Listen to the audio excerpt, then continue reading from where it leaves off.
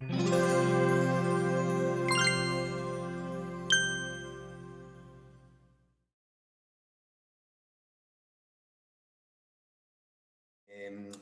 expositor es Richard Amaro Gómez.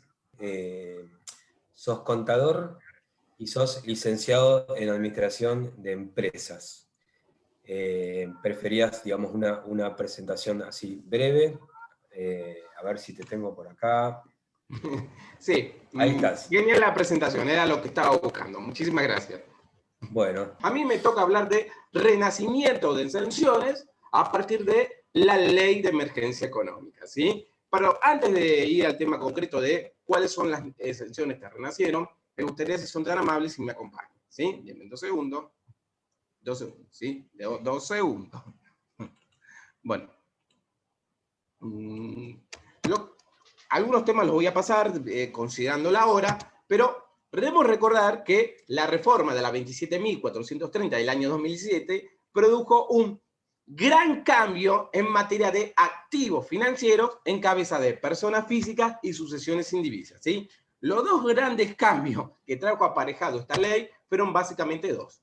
Uno, amplió el universo de activos financieros que se consideran gravados, y por otra parte, eliminó a casi todas las exenciones para personas físicas y sucesiones sin divisa no sujeto a empresas, ¿sí? Pongámonos a pensar en lo siguiente. En la Ley de Reforma Tributaria 2017 y anteriores, teníamos activos financieros tipificados. Para la nueva ley, a partir de 2018 en adelante, también tenemos activos financieros tipificados. Pero fíjense, lo de la vieja ley tipificaba a acciones, cuotas, participaciones societarias, títulos, bonos y demás valores. Entonces, los no tipificados entraban por demás valores. Pero en la nueva ley, a partir de 2018 en adelante, fíjense, ¿cuáles son los activos financieros tipificados? Y tenemos las acciones, los valores representativos y certificados de depósito de acciones y demás valores, tenemos a las cuotas, a las participaciones societarias, las cuotas aparte de fondos comunes de inversión, ya sea abierto o cerrado, los certificados de participación en fideicomisos financieros, otros derechos sobre fideicomisos y contratos similares, monedas digitales, títulos, bonos y demás valores. Entonces, fíjense, haciendo una simple comparación entre activos tipificados, pre-reforma y post-reforma, claramente se evidencia de que se amplió el universo de activos financieros tipificados. Pero uno diría, no, pero también estaba la definición de demás valores, ¿sí? Porque cuando vos tenés un activo financiero que no está tipificado, tenés que ir por la definición de demás valores. Bueno, déjenme decirles esto. De 2017 hacia abajo, la definición de demás valores decía lo siguiente, que es de más valor los títulos valores negociables emitidos o agrupados en serie susceptibles de negociación en bolsas y mercados. Por lo cual, para los activos financieros no tipificados pre-reforma, para caer en la definición de demás valores del artículo 9 del decreto reglamentario, era una definición bastante expuesta, ¿sí? Pero ¿saben qué sucedió? A partir de 2018 en adelante, la definición de demás valores también se modificó. Se modificó de modo tal para tratar de alcanzar a la mayor cantidad de activos financieros posibles. Es más, ¿qué dice la nueva definición a partir de 2018 en adelante? Y déjenme decirle, la nueva definición, el artículo 9, que define demás valores, tiene dos componentes. Un componente que es general y un componente que es particular. El componente general te dice lo siguiente. Es de más valor los títulos valores negociables, ¿sí? Emitidos en forma cartular. Y te dice, y los valores incorporados a un registro de anotaciones en cuenta. Y te da 4 ejemplos. Valores de crédito, valores representativos de derechos creditorios, derechos de créditos homogéneos y fungibles y contratos de inversión. Uno diría, ¿termina ahí la definición? No. Agrega emitidos o agrupados en serie. ¿Y ahí termina? No. Te dice que sean negociados de igual forma y con los mismos efectos que los títulos valores. ¿Y ahí termina la definición? No. El decreto vuelve a agregar que por su naturaleza y régimen de negociación deben ser susceptibles de tráfico general e impersonal en bolsas y mercados autorizados por la Comisión Nacional de Valores. Lo único que quiero decir con todo esto es que si ustedes comparan la definición de demás valor pre-reforma y por reforma, resulta más que claro de que la nueva ley del impuesto a la ganancia, a partir de 2018 en adelante, intentó alcanzar en cabeza de una persona física o sucesión indivisa todos los activos financieros posibles, ¿sí? De hecho, uno diría, bueno, pero la definición terminó ahí. No, no terminó ahí. ¿Saben qué? La nueva definición, a partir de 2018 en adelante, también agrega en el artículo 9 un aspecto especial. ¿Qué dice el aspecto especial del artículo 9? Te dice de que los títulos valores negociados en forma secundaria en bolsas y mercados también ingresan en la definición de más valores. Y menciona todos estos ejemplos. Cheque de pago diferido, pagaré, letra de cambio, certificados de depósito a plazo fijo, warrant, etcétera, etcétera, etcétera. Lo único que yo quiero que ustedes se lleven con esto es que hay un cambio sustancial entre lo que es la ley pre-reforma tributaria y la ley post-reforma tributaria. ¿Sí? La post-reforma tributaria buscó de que cualquier activo que tengas caiga en la imposición del tributo, ya sea porque está tipificado o ya sea porque cae en el concepto de más valor. Este fue uno de los cambios trascendentales, pero no fue el único. El segundo cambio importante, denme 2 segundos, el segundo cambio importante fue que se eliminaron las exenciones para activos financieros de fuente argentina, ¿sí? Y se eliminaron de manera drástica. Déjenme decirles lo siguiente. Sí, la ley de reforma tributaria iba a buscar que todos los activos financieros queden grabados, se encontró con un gran problema a partir de 2018 en adelante. ¿Qué problema se encontró? Y que la mayoría de los activos financieros en cabeza de una persona física o sucesión indivisa estaban exentos. Entonces, la ley de reforma también avanzó en este tema. Derogó exenciones en materia de renta financiera de fuente argentina, que estaban en la propia ley y en otras leyes, ¿sí? Para darles un panorama general, quiero que me acompañen. Miren esto. Denme 2 segundos, ¿sí? 2 segundos. Miren esto. Yo quiero mostrarles lo siguiente. 2 segundos, ¿sí? Miren esto. Supongamos que yo soy una persona física o una asociación indivisa, no sujeto a empresa, y que tengo renta financiera de fuente argentina, ¿sí? Yo quiero mostrarles en líneas generales cuál fue la evolución, ¿sí? Si vos tenías renta financiera de fuente argentina, si eres una persona física o asociación indivisa, vos tenés varios periodos fiscales. Tenías 2017, tenías 2018, tenés 2019 y tenés 2020. ¿Sí? El tema es, en líneas generales, la renta financiera de fuente argentina en cabeza de este sujeto, ¿qué tratamiento tenía? Bueno, el ejercicio 2017 fue un ejercicio pre-reforma tributaria. Déjenme decirles que el 90% de los activos financieros, en líneas generales, de fuente argentina, estaban exentos. ¿Sí? ¿Qué pasa en 2018? 2018 es el primer ejercicio post-reforma tributaria.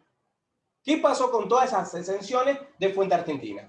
Bueno, se eliminaron drásticamente. De hecho, podríamos estimar en líneas generales que las exenciones quedaron entre un 5 y un 10%. O sea, pasaron de un 90 a un 5 o 10%. Quiere decir que prácticamente estaba grabado por cualquier activo financiero que vos tenías de fuente argentina, ¿sí? Pero el año 2019 nos dio una sorpresa. La sorpresa fue que 2019 se convirtió en un ejercicio por reforma tributaria, pero también se convirtió en un ejercicio post-emergencia económica, ¿sí? En el ejercicio 2019 hubo una gran discusión, ¿sí? El renacimiento de exenciones, no cabe duda que comenzó en el año 2019, ¿sí? Pero hubieron dudas en cuanto a su alcance, ¿sí? Lo cierto es que por el tiempo yo no me quiero meter en el periodo fiscal 2019 porque para mí ya es historia. Digo, el 2019 ya pasó, ya discutimos si había que aplicar o no el renacimiento de exenciones. Lo cierto es que ahora a nosotros nos toca liquidar el periodo fiscal 2020, ¿sí? Entonces yo en esta charla me voy a centrar en 2020. Pero ya les adelanto de que yo he escrito sobre el tema y he sostenido que para 2019 yo consideré el renacimiento de exenciones en su máxima expresión. Entonces, considerando esta acotación, quiero que se lleven esto. Denme 2 segundos, ¿sí? 2 segundos. Quiero que miren esto. Entonces, ¿Qué pasó en 2019 si tomamos el criterio de renacimiento amplio de exenciones por la Ley de Emergencia Económica del 23 de diciembre de 2019? Bueno, déjenme decirles que las exenciones de renta financiera de fuente argentina para una persona física volvieron a renacer en un 88% aproximadamente. ¿Qué quiere decir? Que volvimos a tener una situación muy similar a la que teníamos en 2017. ¿Por qué muy similar? Porque no todas las exenciones de 2017 renacen en 2019. Por ejemplo, Amaro Gómez, ¿qué exención estaba en 2017 y que no renace en 2019? Y los intereses para el plazo fijo en dólares, un plazo fijo en dólares en 2017 estaba exento, en 2018 grabado y en 2018 va a ser grabado. Esa exención no renació. Para que ustedes vean de que no todo lo que estaba exento en 2017 vuelve a estar exento en 2019. Y tal vez uno diría, ¿y qué pasa en el periodo fiscal 2020? Bueno, en 2020 tenemos de que se van a aplicar todas las exenciones de 2019. ¿Sí? No cabe duda. Pero sin embargo, vamos a decir que vamos a tener exenciones en un 91%. ¿Por qué? Porque la Ley de Emergencia Económica estableció para 2020 una exención más, ¿sí? Para lo que es enajenación de activos financieros, que ahora lo vamos a ver. Entonces, fíjense la evolución de las exenciones para renta financiera de fuente argentina para una persona física en sucesión indivisa. Fue fluctuante de un periodo fiscal a otro, ¿sí? Y tal vez uno diga, ¿y 2021, Amaro, el periodo fiscal en curso? Quiere decir que ahí ya, en 2020, tenemos a pleno Ley de Emergencia Económica. Quiere decir que en 2021 se van a mantener las exenciones en un 91%, porque no, ya plenamente la ley de emergencia empezó a aplicar acá con las exenciones del 2019 y la que se agregaba por 2020. La respuesta es no. ¿Y por qué no, Amaro? Porque en 2021 van a agregar otras exenciones más, pero ya no por ley de emergencia económica, sino por la nueva ley que acaba de aprobar el Senado y que todavía no se publicó en el boletín oficial, ¿sí? Entonces, yo lo que quiero decir al público es que tengamos en cuenta el comportamiento variable que ha tenido los activos financieros de fuente argentina para una persona física o una sucesión indivisa residente. Ha sido totalmente variable.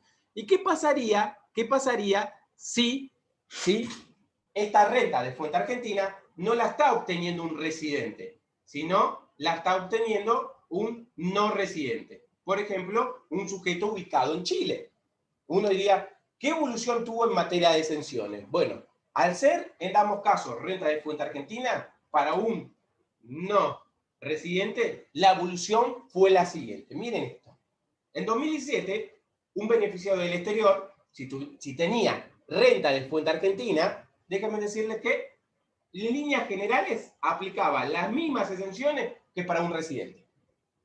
¿Sí?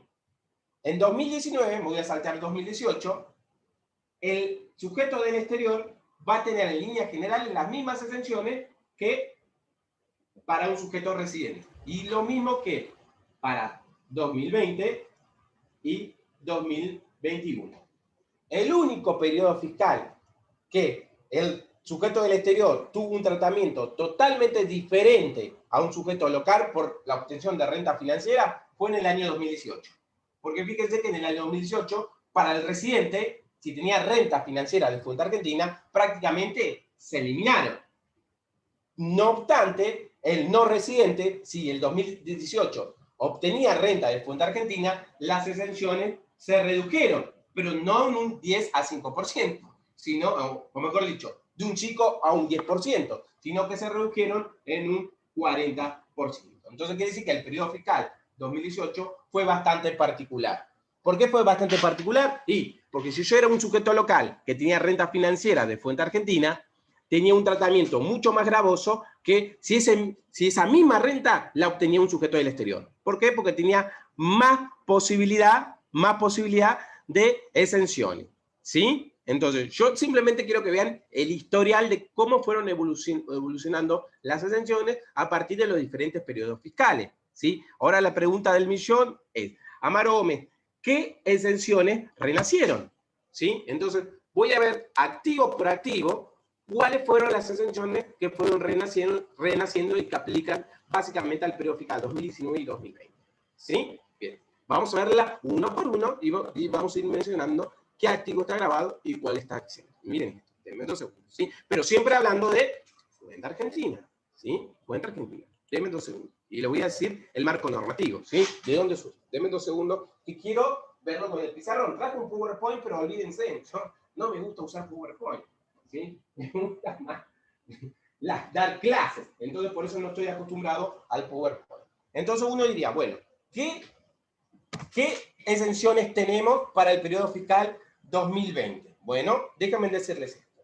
Lo primero que vamos a poner acá en nuestro cuadro es, sin lugar a duda, el plazo fijo en pesos sin ajuste, ¿sí? Déjenme decirles esto. El tratamiento, vamos a hacer la evolución, y se lo voy a poner de manera clara, vamos a poner 2019, y acá voy a poner 2019 igual a 2020, porque yo considero que en 2019 hubo el renacimiento de exención, aplicó de manera amplia. Entonces uno diría, bueno, el plazo fijo en pesos, ¿qué evolución tuvo? Y en 2017 el plazo fijo en pesos, sin ajuste, estaba exento. En 2018 pasó a estar grabado. En 2019 pasó a estar exento, y en 2020 va a estar exento. ¿Sí? Eso por el artículo 33 de la 27.541. Quiso renacer la exención del 26H de la ley de ganancia. ¿Sí? ¿Qué pasaba? Ahora uno diría, bueno, ¿y qué pasa con el plazo fijo en dólares? ¿Qué tratamiento hay que darle? Bueno, el plazo fijo en dólares, déjenme decirles lo siguiente. Para 2017 estaba exento. Para 2018 va a estar grabado, 2020 va a estar grabado, 2019 grabado y 2020 grabado. ¿Sí? Fíjense que estaba exento en 2017, pero en 2019 y 2020 no renació esta exención. ¿Qué pasa con el plazo fijo en pesos con actualización? Bueno, este es un plazo fijo bastante particular. ¿Por qué? Porque en la pre-reforma estaba grabado. En la post-reforma también sigue estando grabado. ¿Sí? Tal vez uno me diría, ¿y qué pasa acá, mano, en 2021? Bueno, en 2021 tenemos esa nueva ley que sancionó el Congreso, donde en 2021 el plazo fijo con actualización va a estar exento. ¿Sí? Pero es una ley que todavía ni siquiera se publicó en el boletín oficial. La aprobó la Cámara de Diputados, la aprobó la Cámara de Senadores. ¿Sí? Bueno, el siguiente activo financiero vamos a poner los intereses de la caja de ahorro. Bueno, este no tuvo variación alguna. Estuvo exento y va a seguir estando exento. ¿Sí? 2021 solo voy a poner lo que dice el nuevo proyecto. ¿Qué pasa con los títulos públicos? Bueno, los títulos públicos en 2017 estaban exentos. En 2018 pasaron a estar grabados y en 2019 el artículo 33 de la 27.541, Ley de Emergencia Económica, hizo renacer la exención del artículo 36 bis de la Ley 23.576, que es la Ley de Obligaciones Negociables. Que ahí, si bien habla de obligaciones negociables, también habla de títulos públicos. Por lo tanto, las rentas que genera un título público en cabeza de una persona física, fusión de divisa, no sujeto a empresa, en 2019 están exentas y en 2020 exentas. ¿Sí? ¿Qué pasa con las obligaciones negociables? Y ojo con este punto, ¿sí? Porque la pregunta del millón que me hace todo el mundo es, ¿qué obligaciones negociables están exentas? Déjame decirle que no todas las obligaciones están exentas. Las que están exentas son aquellas que deben estar colocadas por oferta pública y segundo, la obligación negociable debe cumplir con los requisitos del artículo 36 y 36 bis de la 23.576, ¿sí? Que es la ley de obligaciones negociables y que básicamente dice que el sujeto que recauda los fondos debe destinar los mismos a líneas generales, actividades productivas. Entonces, si la obligación negociable cumple con esos requisitos, está exenta, ¿sí? En caso contrario, está grabada. Entonces, considerando este detalle, diríamos, bueno, listo. ¿Qué evolución tienen las obligaciones negociables? Fíjense que 2017 exenta, 2018 grabada.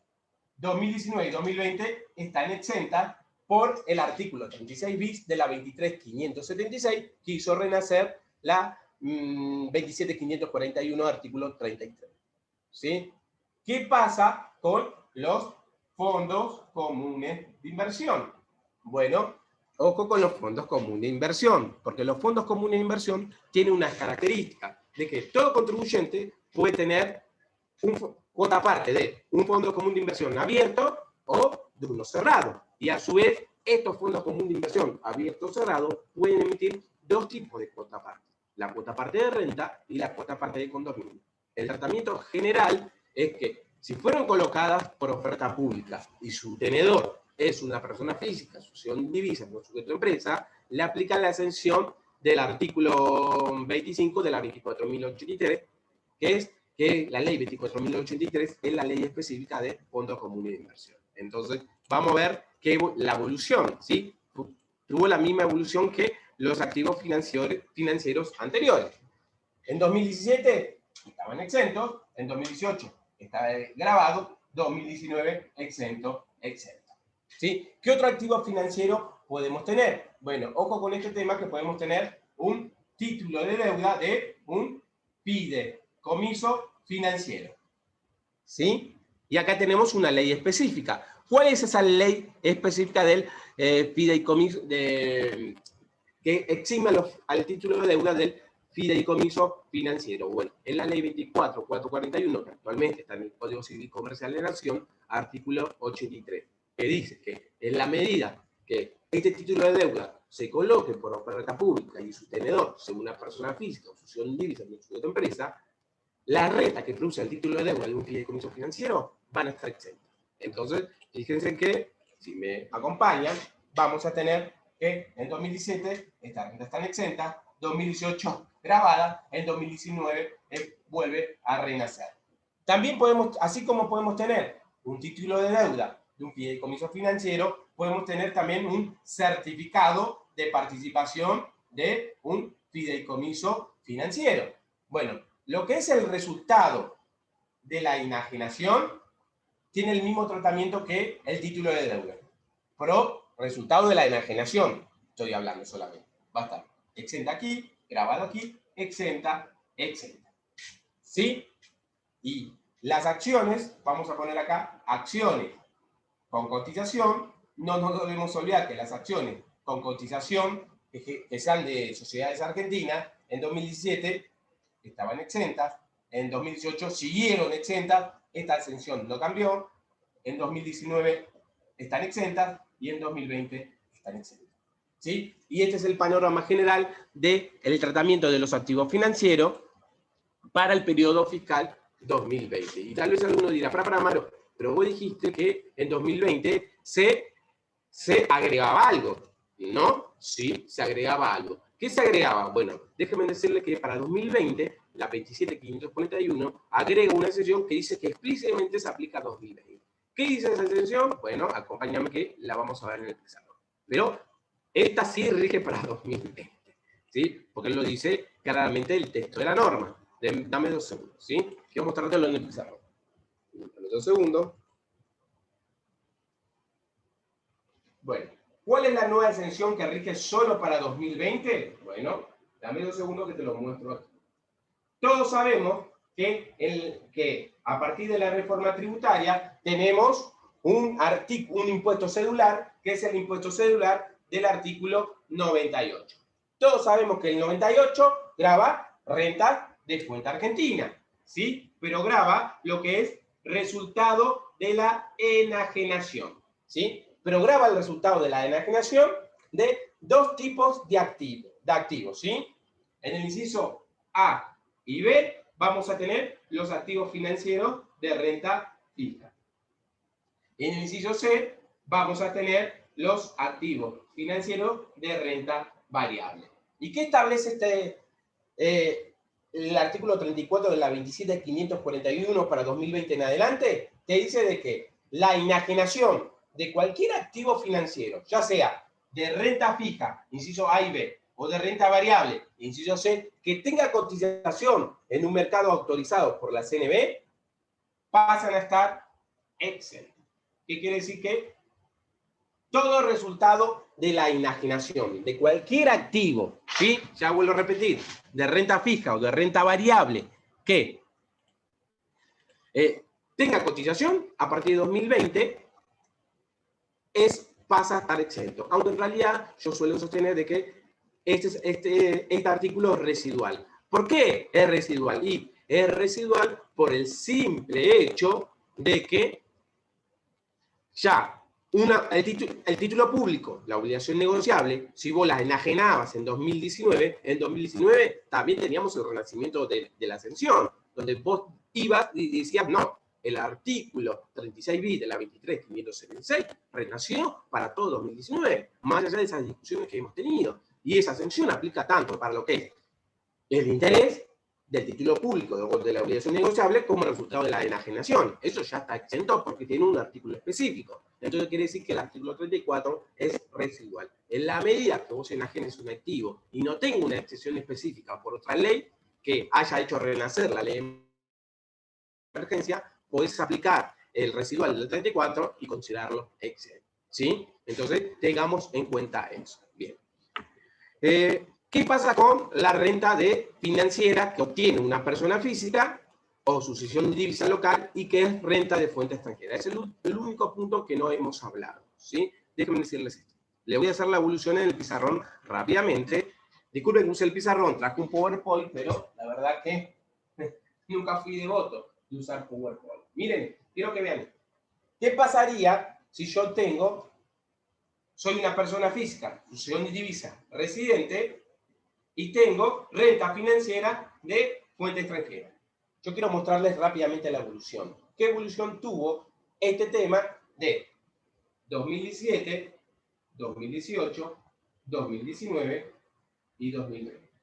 Ojo con este tema, que la mayor parte de lo que es renta financiera de fuente extranjera no cuenta con exención. Quiere decir que en 2017 podemos decir que el 97% estaba grabado. Estaba grabado. En 2018 el 97% está grabado. En 2019 se incrementa un poco a un 98% y en 2020 se mantiene. Bueno, quiere decir que todo lo que tenga una persona física o sucesión divisa de renta de fuente extranjera va a estar exento, ¿sí? Mejor dicho, va a estar grabado, sí, va a estar grabado, porque vos fíjate que simplemente hay un margen que cae en la exención, que en 2017, 2018 podemos decir que es del 3% aproximadamente. ¿Y de dónde vienen estas exenciones, Amaro? Bueno, de los convenios de doble imposición. ¿Cuáles? Y tenemos de 2017 a 2020 el convenio con Bolivia, que te dice que la renta que generan los títulos, acciones y demás valores de sujetos de Bolivia están exentas. ¿Está bien? O sea, se graban en Bolivia, pero no en Argentina. También en 2017-2018 tenemos el convenio con Brasil, ¿sí? Que te dice que los intereses de los bonos soberanos, que vendrían a ser los títulos públicos de Brasil, y los bonos corporativos de empresas privadas de Brasil, están exentos. ¿Qué pasa en 2018 y 2019 y 2020? ¿Por qué la gravabilidad se incrementa? Bueno, porque acá, para 2019 en adelante, se modificó el convenio con Brasil, ¿sí? Hubo un protocolo de enmienda, donde para 2019-2020 solo quedaron exentos los bonos soberanos, es decir, los títulos públicos de Brasil. Para que vean de que prácticamente en materia de renta de fuente extranjera, renta financiera, no tenemos exenciones. Pero quisiera hablar de un tema muy específico que la gente me suele preguntar. Disculpen, estoy tratando de ir rápido para darles un pantallazo, porque no quiero demorarlo. Quiero decirles esto. La gente suele preguntar algo muy común, es ¿qué pasa con el ADR y el CDA? ¿Sí? Le voy a dar una breve explicación en el pizarrón para decirle cuándo está exento y cuándo está grabado, ¿sí? Porque es lo último que me falta en materia de activos financieros. Denme 2 segundos, ¿sí? Y si son amables, disculpen, hoy hay muchas personas conectadas y la máquina no responde a la velocidad deseada. Quiero que, miren esto. Voy a hablar 2 minutos de qué pasa con el ADR y CDA, ¿sí? Quiero que vean. Supónganse de que yo soy una persona física o sucesión indivisa, no sujeto de empresa, residente, ¿sí? Bien, perfecto. Fíjense que acá va a estar el mundo y acá va a estar la Argentina. Bueno, en la Argentina vamos a tener la cotización de los denominados CDA, en mercados autorizados por la CNB. Y en el mundo vamos a tener al ADR. ¿Sí? ¿Qué representa el CDR? Y el CDR representa acciones de empresas extranjeras. ¿Qué representa el ADR? El ADR representa, en general, vamos a tomar acciones de empresas argentinas. El CDR genera, como representa acciones de fuente extranjera, por el activo subyacente, genera renta de fuente extranjera. Mientras que el ADR, como tiene como subyacente acciones de empresas argentinas, va a generar renta de fuente argentina más allá que cotice en el mundo, y este va a generar renta de fuente extranjera más allá que cotice en el país. La pregunta es, bueno, ¿qué tratamiento le vamos a dar? Déjenme decirles esto. Hay algo muy particular, que el CDR es emitido en el país por un banco en el país, mientras que el ADR es emitido en el exterior por un banco del exterior. Pero sin embargo, a la hora de definir la fuente, si generan renta de fuente argentina y fuente extranjera, no nos importa quién es el banco emisor, nos importa el activo subyacente. Y como representa acciones de empresas extranjeras que están en el exterior, va a generar renta de fuente extranjera y el otro va a generar renta de fuente argentina. Yo quiero mostrarles esto. Para una persona física, fusión divisa residente, la tenencia del ADR, ¿qué genera? Del CDR, ¿qué genera? Y genera renta de fuente extranjera. Pero ese CDR, quiero que vean que ese CDR cotiza en Argentina, en un mercado autorizado por la CNB. Por lo tanto, por la ascensión que agregó la 27430 en el artículo 20W, actual 26U, si yo enajeno, o sea, el resultado de la enajenación, y soy un residente, estoy exento. ¿Sí? Y si me da dividendos, si me da dividendos, estoy grabado. ¿Sí? ¿Qué pasa con el ADR? Bueno, el ADR, sí, yo lo enajeno, resultado de la enajenación, estoy grabado. ¿Por qué? Porque no me puedo, como cotiza en el exterior, no tiene la exención del 26U.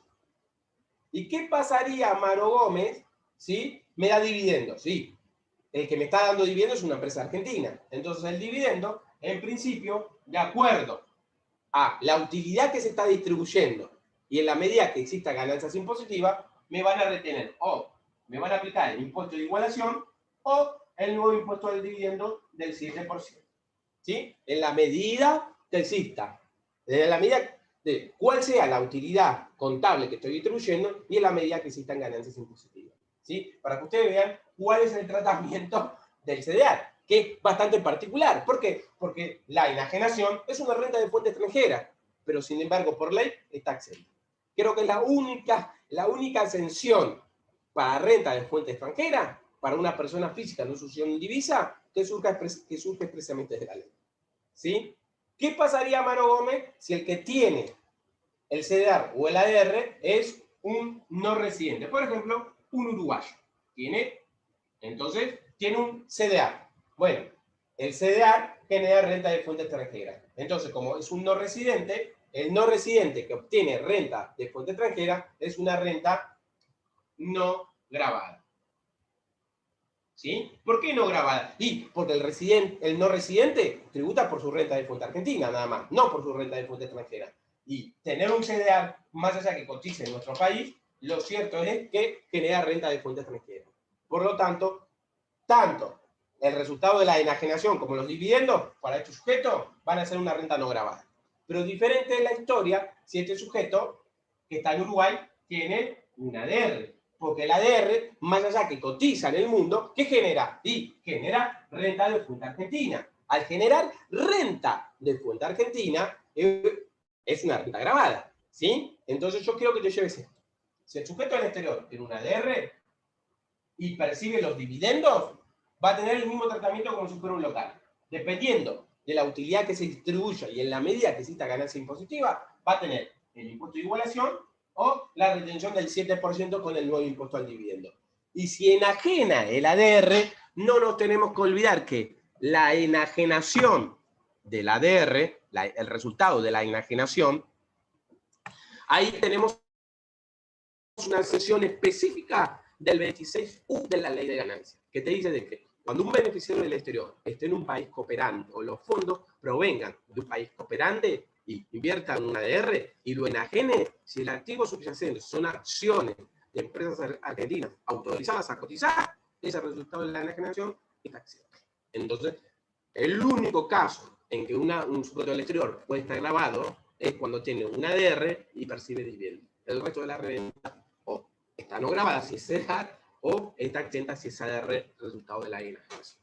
¿Sí? Bueno, estimado, disculpe, los agarré en el final de la charla cansado, porque bueno, estamos hace 3 horas aquí. Así que espero haber sido lo más claro posible. Traté de ser lo más pedagógico, considerando que hay poco. Está terminando, parece. Voy a contestar alguna pregunta si es posible.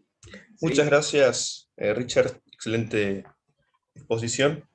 Como siempre, ahí te hemos visto en ERPAR, en otros medios, en consejos provinciales de ciencias económicas.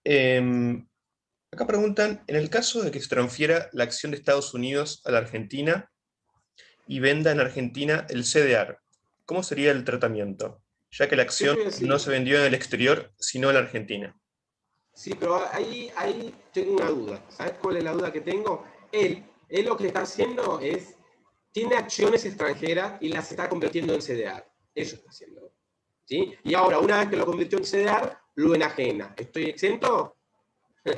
Es buena pregunta, porque mira, te voy a decir esto. Si vos tienes acciones de empresas extranjeras, no cotizan en el país. Si la vendes, está grabado si sos un residente. Pero ¿qué pasa si esas acciones extranjeras las convierto en un CEDAR y las enajeno? Y ahí estoy exento, ¿sí? Pero ojo que el decreto reglamentario, no me acuerdo, creo que es el ex artículo 42, te dice que este proceso de conversión está grabado al valor del mercado. ¿Qué quiere decir? Que cuando vos conviertas acciones del exterior de empresas extranjeras en un CDR, ese proceso se llama proceso de conversión. Y la ley considera que esto es una venta, ¿sí? Para evitar la ilusión de poderse imaginar. Después, si vos querés vender el CDR, vas a estar exento, pero el proceso de conversión está grabado. Es como que si vos estás realizando una venta, que en realidad no te lo dice el decreto reglamentario. Y está precisamente establecido para evitar esta maniobra que vos querés hacer. Que convertir acciones de vuelta extranjera para, primero, si la vendés, estoy grabado. No, listo, la convierto en un CDR y ahí la vendo. Ah, estoy exento, sí.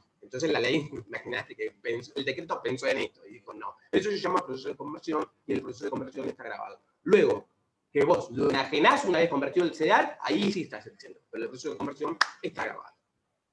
Perfecto. Hay un artículo específico del decreto. Muchísimas gracias, muy claro. Otra pregunta. ¿Considera viable computar en el periodo fiscal 2020 como incremento de costo computable el impuesto sobre los bienes de periodos fiscales anteriores correspondientes a estos activos financieros del exterior vendidos en el periodo fiscal 2020? No entiendo la pregunta. Repetímela 2 minutos y sí, analizo. si no, si Agustín querés abrir el micrófono de preguntarlo, un poquito extensa la pregunta. Sí. Si querés, mientras tanto, vamos con otra pregunta. A ver acá. Lucía pregunta, tengo casos de portfolios en el exterior con inversiones en metales preciosos. Ejemplo, oro. ¿Encuadran como otros valores? No encuadraría como otros valores, en absoluto. Porque, ¿qué pasa? Hay otro valor, si bien se amplió, pero el oro no es otro valor, ¿sí? Porque imagínate de que tienen que ser susceptibles de negociación secundaria en bolsas y mercados autorizados por la CNB. Yo creo que el oro no es un valor negociable, por lo tanto no caería en demás valores. Para mí no caen en demás valores. Eso iría por imposición general, pero es una opinión, ¿sí? Perfecto. Porque bueno, vos fíjate, cuando la ley menciona títulos valores negociados de manera secundaria, te da, por ejemplo, cheque de pago diferido, o sea, de papeles que representan valores, pero no directamente el valor. Con ese criterio, la soja que estoy negociando puede ser de más valores. No, eso no, es un bien. Entonces, para mí no iría por menos valores. perfecto. Bueno, no hay más preguntas. Disculpen, ¿puedo agregar algo a la consulta anterior que hice? Y sí, por me supuesto. quedó... ¿Qué tal? Mucho gusto. ¿Cómo? Es el caso de comprar la acción en Estados Unidos, transferir la acción y vender el CDR en Argentina. En el caso de que al momento de la compra, por ejemplo, compré Apple en $150, A la Sí, semana la mandé a Argentina para convertirla a CDR. Si no varió el valor... Este proceso está grabado. Sí, el proceso sí, pero, digamos, pero si el valor de la acción no cambió, el resultado es 0. Por más que en pesos va a ser mucho más porque yo lo termino vendiendo a un valor CCL, de alguna manera. Sí, pero vos voy a creer que el decreto nos dice que el valor de venta para hacer el proceso de conversión. Para hacer el proceso de conversión, ¿cuál es el precio de venta del proceso de conversión si no hay venta? Bueno, el decreto reglamentario te dice de que en ese caso vos lo que tenés que tomar es el valor de mercado. Entonces no importa el precio de venta posterior. Vos para el proceso de conversión es al momento que las convierto, ¿cuál es el valor de mercado? Y si entre el valor de mercado y el costo no hay diferencia, y ahí no tenés resultado de venta. Pero si hay diferencia, tenés un margen grabado. Excelente, muchas gracias.